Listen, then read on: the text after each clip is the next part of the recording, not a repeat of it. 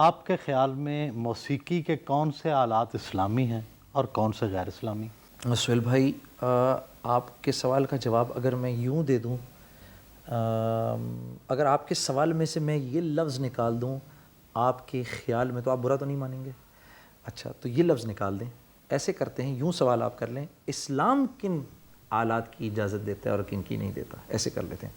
کیونکہ یہاں پر میرے خیالات تو چل نہیں سکتے۔ تو یہ ہے کہ ہمارے جو حضرات بتاتے ہیں، اور ہمارے حضرات پرانے 1400 سال کے ریفرنسز کو سامنے رکھ کے بتاتے ہیں کہ اس دف کی تو اجازت ہے جو کہ ایک طرف سے خالی ہو، اس دف کو بجانے کی اجازت ہے۔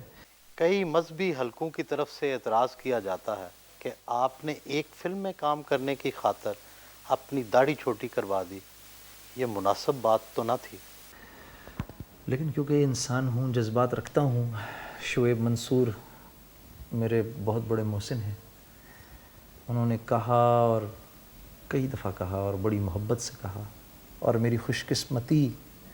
کہ کہاں تو ساری زندگی وہ میرے ہی کام آتے رہے، میرے لیے نغمے بنائے، گانے بنائے،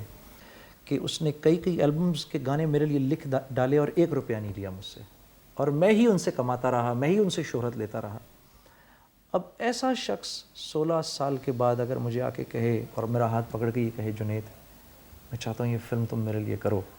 تو میں کوئی بڑے سے بڑا مفتی یا عالم بن جاؤں، بہرحال انسان تو ہوں۔ میں نے کہا یار، انہوں نے میرے سے زندگی میں پہلی دفعہ کوئی میرے سے فیور مانگا ہے،